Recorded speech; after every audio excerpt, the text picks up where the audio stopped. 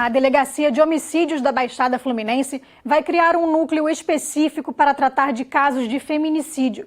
A informação foi passada pelo delegado titular da unidade durante reunião da CPI que investiga o tema.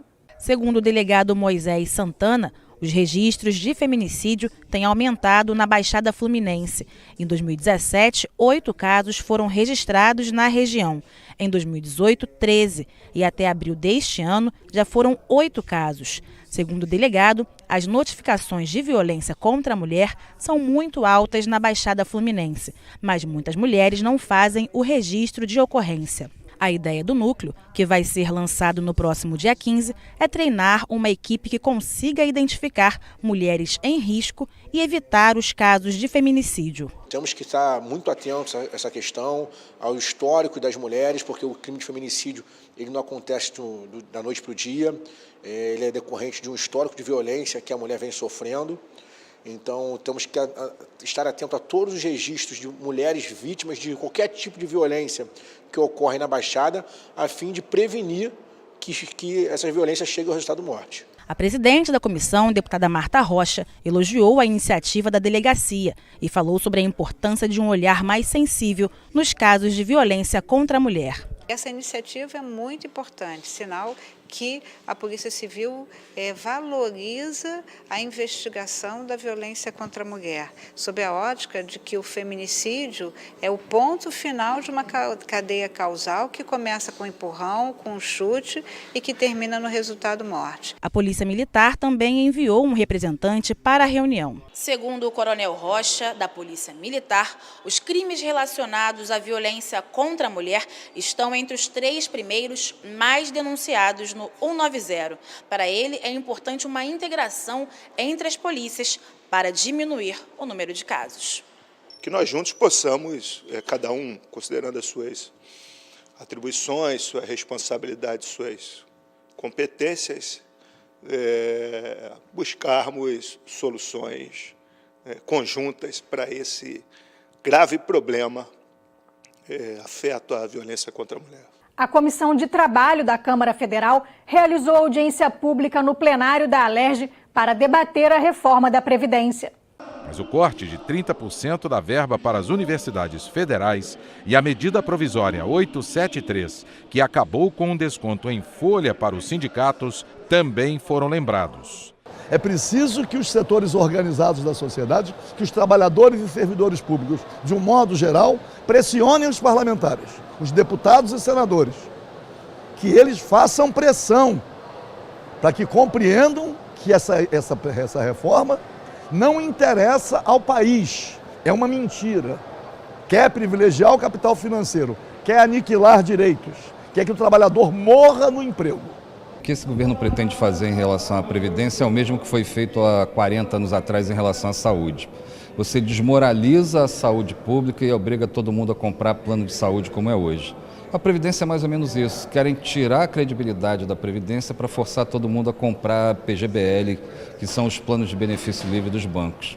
É mais um processo de privatização, é mais um processo de transferência de dinheiro do setor público para o setor privado. Essa é a nossa posição. O corte de 30% da verba para as universidades federais e para o Colégio Pedro II chamou a atenção dos presentes. Reduzir o investimento na área da educação pode comprometer o futuro no ensino médio e superior.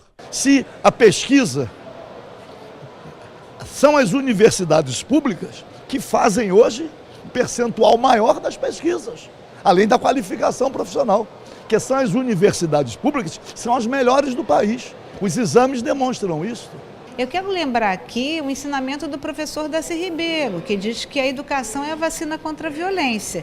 Eu acho que o gestor público, quando só tiver um tostão, esse tostão tem que ser investido na educação. O que esse governo está fazendo é caminhar em sentido contrário. Ele está desmobilizando as universidades, em última análise, desmobilizando a rede de educação, né?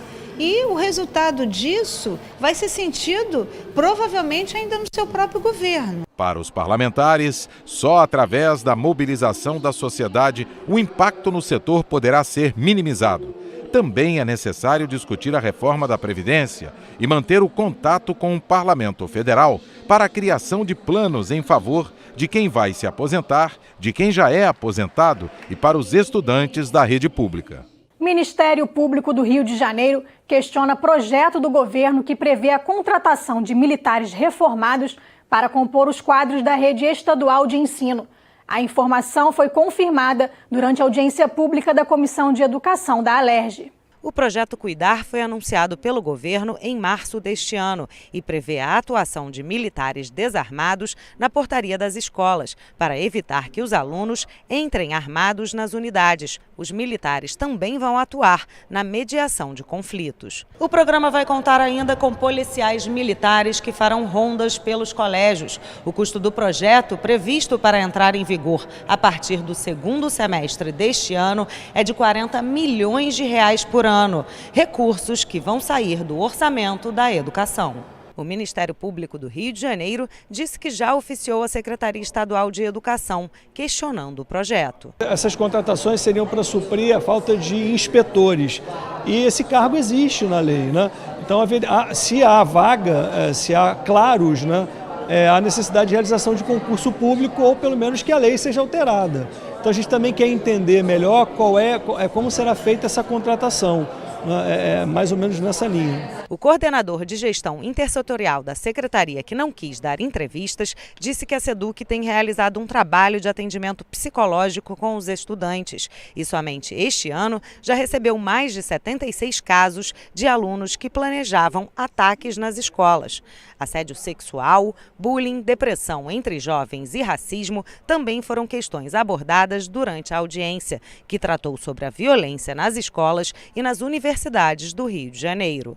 A mulher é subalternizada, o negro é subalternizado e nós não temos ações pedagógicas, não temos formação que ajude a que essas situações sejam revertidas, criando uma efetiva política de emergir esses grupos que necessitam ser atendidos. O deputado Flávio Serafini, presidente da Comissão de Educação, disse que vai encaminhar um documento para a Secretaria de Educação com práticas que possam prevenir a violência nas escolas e que trata da necessidade de um atendimento integral no que diz respeito à saúde mental desses alunos. A gente entende que o problema das diferentes formas da violência no ambiente escolar tem muitas dimensões que têm que ser enfrentadas.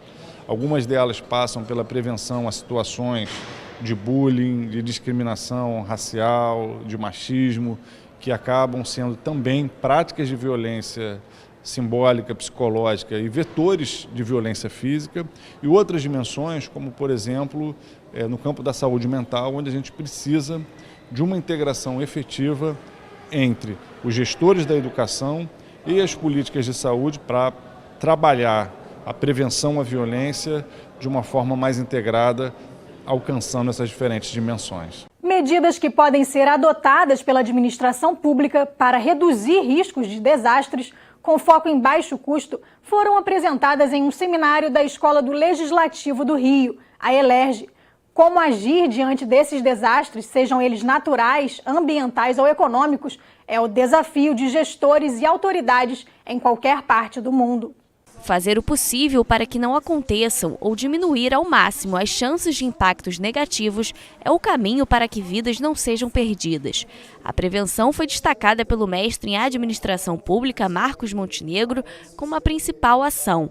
Ele apresentou dados, métodos e leis que servem de base para colocar as medidas em prática. Infelizmente, nós gastamos muito mais na parte posterior, na resposta aos desastres, onde é muito mais custoso e a resolutividade é menor, porque você pode muito bem salvar mais vidas, reduzir mais os danos, se atuar de maneira preventiva.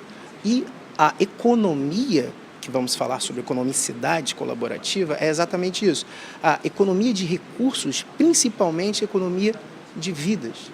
Não podemos mais perder vidas por conta de desastres cujos riscos podem ser reduzidos. A tragédia da região serrana em 2011, o rompimento das barragens em Mariana e Brumadinho, além das fortes chuvas que atingiram o estado do Rio, foram exemplos lembrados de como a aplicação de recursos de forma eficiente e antecipada é necessária.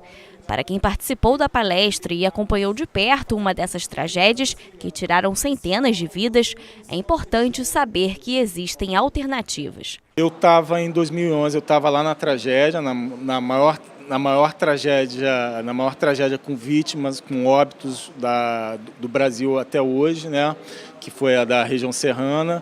E o que eu vi lá foi exatamente por a gente não ter vivido isso até aquela data a gente não ter vivido.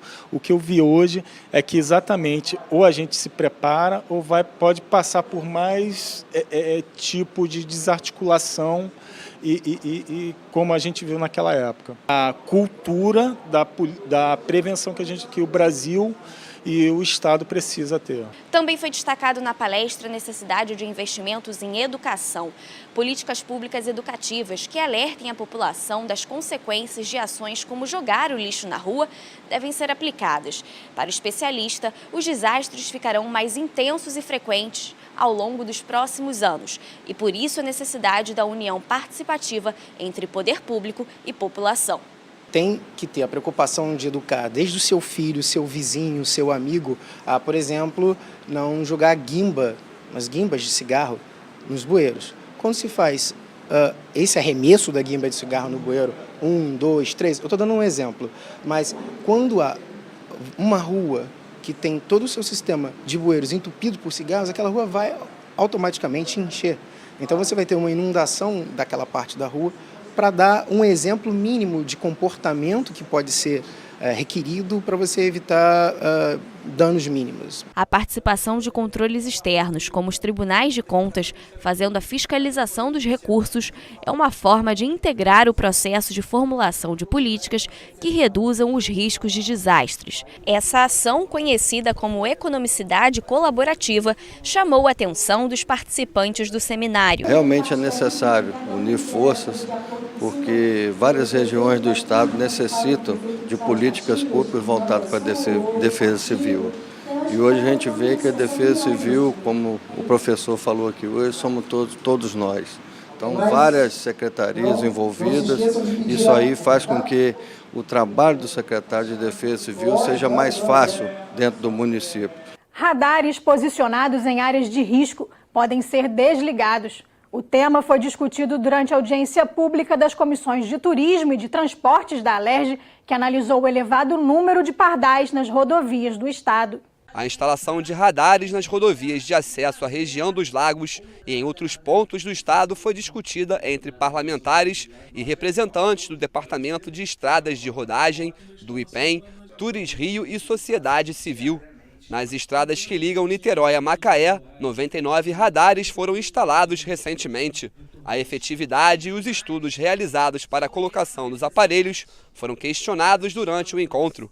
Vice-presidente do DER explicou que o levantamento técnico observando o trajeto e a segurança das rodovias foi realizado. A falta de recursos para investir na melhoria da infraestrutura das estradas é outro motivo que leva à colocação de mais pardais, que, segundo ele, tem a finalidade de educar e trazer mais segurança aos usuários. Todo o radar ele foi colocado em função do estudo de viabilidade técnica, em função da qualidade da rodovia no momento.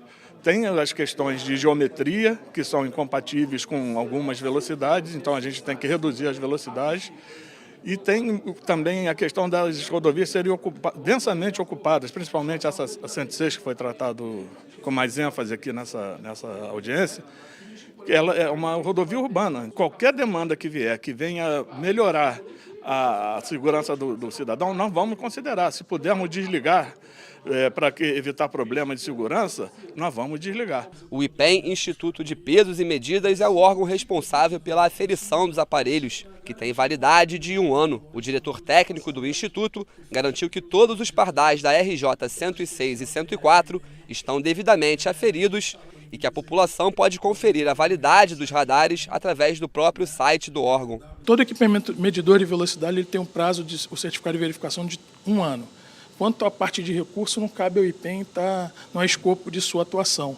Mas se ele estiver fora da validade, a multa é passível, de acordo com o Código de Trânsito Brasileiro, de não ter validade, ela é nula. O presidente da Turis Rio participou do encontro e falou como a indústria do turismo tem sido afetada. A indústria do turismo ela é muito sensível a questões ambientais e questão de segurança.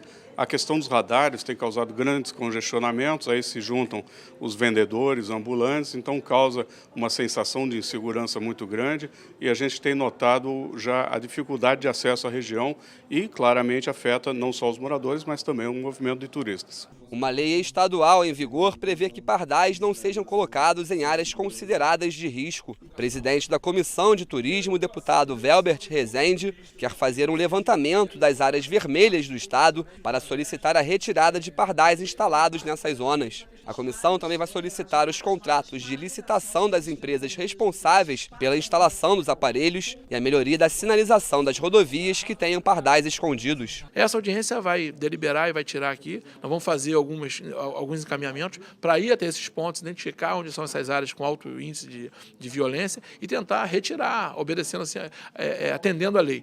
Levantei aqui também que alguns radares estão em locais de visibilidade muito ruim, mas se o caráter, como eu falei aqui, ele não é arrecadatório, ele é realmente poder educar as pessoas, por que não colocar uma placa antes? Foi tratado, veio pelo turismo, mas fala sobre diversos aspectos que são também importantes. Através dessa audiência conseguimos avançar bastante. Empreender para crescer e estimular o crescimento da economia para quem vive em favelas e na periferia. 40% daqueles que estão nessas áreas querem a oportunidade de um negócio. Os dados foram divulgados em audiência pública da Comissão de Economia na Casa da Voz, no Complexo do Alemão, zona norte do Rio. Segundo pesquisa do Instituto Data Popular, os empreendimentos nas favelas têm impacto direto na economia nacional. 12 bilhões e 300 milhões de reais são movimentados por ano pelos moradores das comunidades. Segundo o Sebrae RJ, 5 mil negócios foram formalizados nessa área. Mas não é fácil empreender, porque a burocracia atrapalha. A burocracia é muito grande em todos os lugares e nas favelas e comunidades periferias tem um adendo maior, porque primeiro tem uma falta de acesso à informação. Muitos empreendedores que dão ali realmente a cara a tapa, que vem trabalhando muito forte, não têm acesso a informações básicas de como que empreender, de certa forma, economia financeira, educação financeira, não tem tanto acesso a crédito, o que é um grande contrassenso quando os empreendedores que estão gerando ali aqueles poucos empregos, mas alguns empregos, ou estão tentando fazer o seu negócio rodar, o acesso a crédito é muito mais difícil. Então não ter muito esse acompanhamento faz com que a vida seja muito mais difícil, a burocracia maior ainda. O potencial nessa área é grande, principalmente para a criação de empregos. A importância de investimento em empreendedorismo em território de favela, ele é ad eterno. É o que transforma, é o que mantém nas lacunas das muitas ausências de políticas públicas. Nesse momento, no momento mais contemporâneo em que a gente está, o programa de empreendedorismo ele vai resolver uma série de problemas que só tem se agravado. Um deles é a geração de emprego. A pesquisa do Sebrae RJ mostra que 1 em cada 4 moradores quer ter o próprio negócio. Favelas do Complexo do Alemão, Maré, Rocinha e Cidade de Deus têm o potencial para a geração de renda e criação de empregos. Mas é preciso a orientação contábil e informações sobre gestão para o negócio dar certo. Em 10 anos, mais do que triplicou o número de empreendedores no Brasil. Os jovens entre 25 e 34 anos lideram um grupo que, nesse período, criou novos negócios. O turismo é uma área a ser explorada. A minha agência nasce de um projeto que é de fortalecer o turismo dentro das regiões de periferias e favelas, onde isso tem funcionado muito bem. A gente consegue alcançar grandes números e também mostra para a mulher preta, favelada, dos moradores de periferia, a importância do empreendedorismo hoje dentro dessas áreas. Nessa audiência ficou marcada uma nova reunião a ser realizada em 60 dias. Será distribuído um pacote de medidas para a redução da burocracia para empreendedores e uma parceria deverá ser firmada junto à SEDUC, a Secretaria Estadual de Educação, para a criação de uma escola piloto em favelas, com indicação legislativa para a formação de negócios na área. Ficou muito claro que as pessoas elas querem mais cursos, elas querem mais oportunidades, elas querem acesso a crédito e pagarem por isso. Isso movimenta direto, a gente está falando de bilhões de reais que são movimentados nas nossas favelas, nas nossas comunidades. Então tem um aspecto direto e esses encaminhamentos foram feitos em conjunto com a Comissão de Economia, presente lá nessa audiência pública, e a gente vai dar sequência aí nesses próximos meses. No próximo bloco, o Estado perde por ano 10 bilhões de reais com sonegação de impostos no setor de combustível. O Alerj Revista volta já.